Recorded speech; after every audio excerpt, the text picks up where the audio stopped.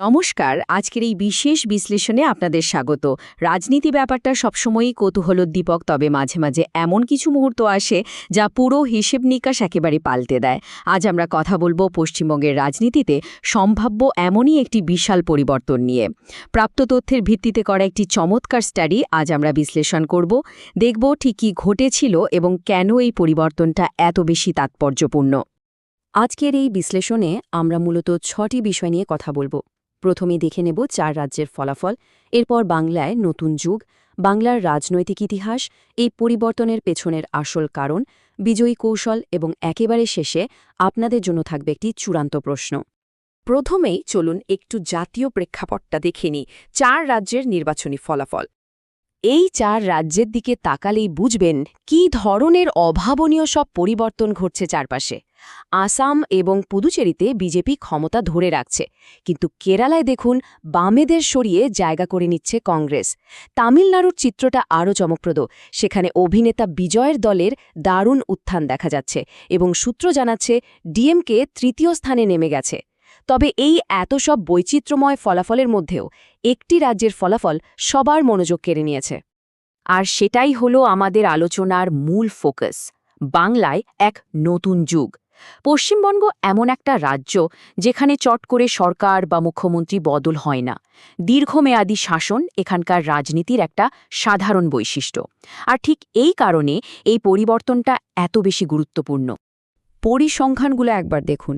294টি আসনের মধ্যে সরকার গড়ার ম্যাজিক ফিগার হল 148, কিন্তু সূত্রের বিশ্লেষণ অনুযায়ী বিরোধী দল বিজেপি পেতে যাচ্ছে প্রায় 190টি আসন।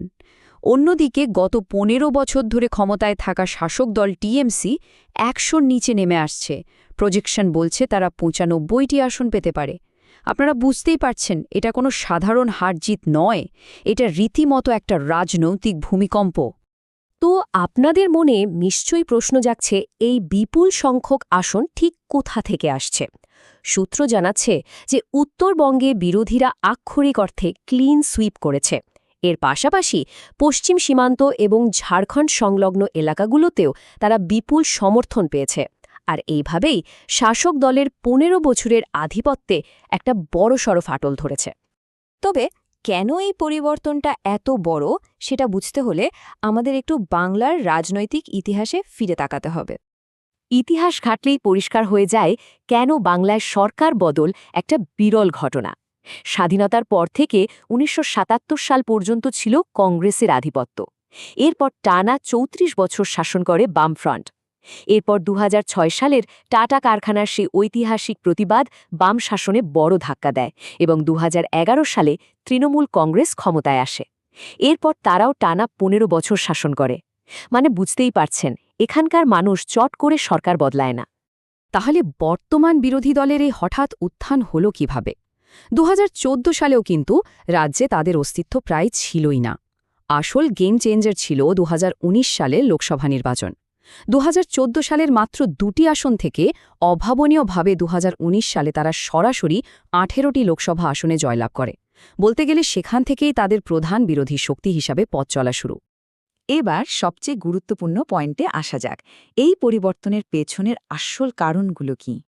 দেখুন, টানা 15 বছর ক্ষমতায় থাকলে মানুষের মধ্যে একটা প্রতিষ্ঠান বিরোধী বা অ্যান্টি ইনকামবেন্সি হাওয়া তৈরি হওয়াটা খুব স্বাভাবিক। কিন্তু সোর্স বলছে কারণ শুধু এটাই নয়। শিক্ষক ও পৌরসভা নিয়োগে বড়সড় দুর্নীতির অভিযোগ, সিন্ডিকেট সিস্টেম এবং সবচেয়ে মারাত্মক ইস্যু শিক্ষিত যুবকদের বেকারত্ব। এই বিষয়গুলো মধ্যবিত্ত শ্রেণীর বিশ্বাস একেবারে ভেঙে দিয়েছিল এবং তরুণ প্রজন্মকে আদর্শগত ভোটের বদলে অ্যাসপিরেশনাল বা আকাঙ্ক্ষামূলক ভোটিংয়ের দিকে ঠেলে দিয়েছে। আর মানুষের এই আকাঙ্ক্ষাকে বিরোধীরা খুব সুন্দরভাবে কাজে লাগিয়েছে।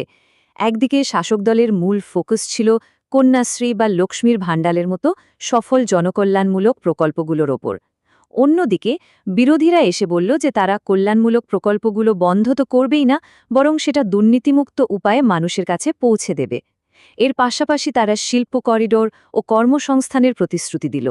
এর ফলে যেটা হলো, কল্যাণমূলক প্রকল্পের সুবিধাভোগীদের মধ্যেও ভোটের একটা বড়সড় বিভাজন দেখা গেল।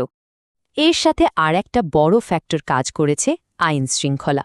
নির্বাচন পূর্ববর্তী এবং পরবর্তী সময়ে ঘটে যাওয়া বিভিন্ন রাজনৈতিক সহিংসতা আর সিন্ডিকেটের দাপট সাধারণ মানুষের মনে একটা গভীর প্রভাব ফেলেছিল। সূত্র বলছে, এই নিরাপত্তাহীনতার কারণেই মানুষ একটি শান্ত ও নিরাপদ পরিবেশের জন্য পরিবর্তনের পক্ষে রায় দেওয়ার সিদ্ধান্ত নেয়। কিন্তু দেখুন, শুধু মানুষের ক্ষোভ থাকলেই তো আর ভোটে জেতা যায় না, তাই না? এর জন্য লাগে একদম নিখুঁত স্ট্র্যাটেজি। চলুন দেখি বিজয়ী নির্বাচনী কৌশলগুলো কি ছিল। সবচেয়ে ইন্টারেস্টিং কৌশলটা হলো এই পান্না প্রমুখ। এটা আসলে একদম মাইক্রো লেভেলের একটা ম্যানেজমেন্ট সিস্টেম। ভাবুন তো, একজন কর্মীকে ভোটার তালিকার মাত্র একটি পাতার দায়িত্ব দেওয়া হচ্ছে, যাতে তিনি ওই পাতায় থাকা প্রতিটি ভোটারের সাথে ব্যক্তিগতভাবে যোগাযোগ করতে পারেন। এই ডেটা চালিত কৌশলের ফলেই শাসক দলের যে ঐতিহ্যবাহী তৃণমূল স্তরের আধিপত্য ছিল সেটা একেবারে ভেঙে পড়ে। এছাড়া বিরোধীরা কিন্তু পুরো রাজ্যকে একটা ছাঁচে ফেলেনি। তাদের টার্গেটিং ছিল দারুণ স্পেসিফিক। যেমন উত্তরবঙ্গে তারা জাতিগত পরিচয় ও সীমান্ত ইস্যুকে কাজে লাগিয়েছে, জঙ্গলমহলে মাওবাদী অধ্যুষিত এলাকার উন্নয়নের অভাবকে সামনে এনেছে এবং শহরাঞ্চলে কথা বলেছে কর্মসংস্থান ও দুর্নীতি নিয়ে। পাশাপাশি উচ্চবর্ণ থেকে শুরু করে এসসি, এসটি, ওবিসি এবং মতুয়া সম্প্রদায় সবাইকে এক ছাতার তলায় আনার একটা সফল কৌশল তারা নিয়েছিল। এবার এই সংখ্যাটা দেখুন, ৯০%। হ্যাঁ, ৯০%-এরও বেশি ভোটার টার্নআউট। এই বিপুল ভোটদানের পেছনে একটা বড় কারণ ছিল ভোটার তালিকা পরিষ্কার করার প্রক্রিয়া। সুপ্রিম কোর্ট পর্যন্ত গড়ানি এই প্রক্রিয়ায় প্রচুর ডুপ্লিকেট ভোট বাতিল করা হয়।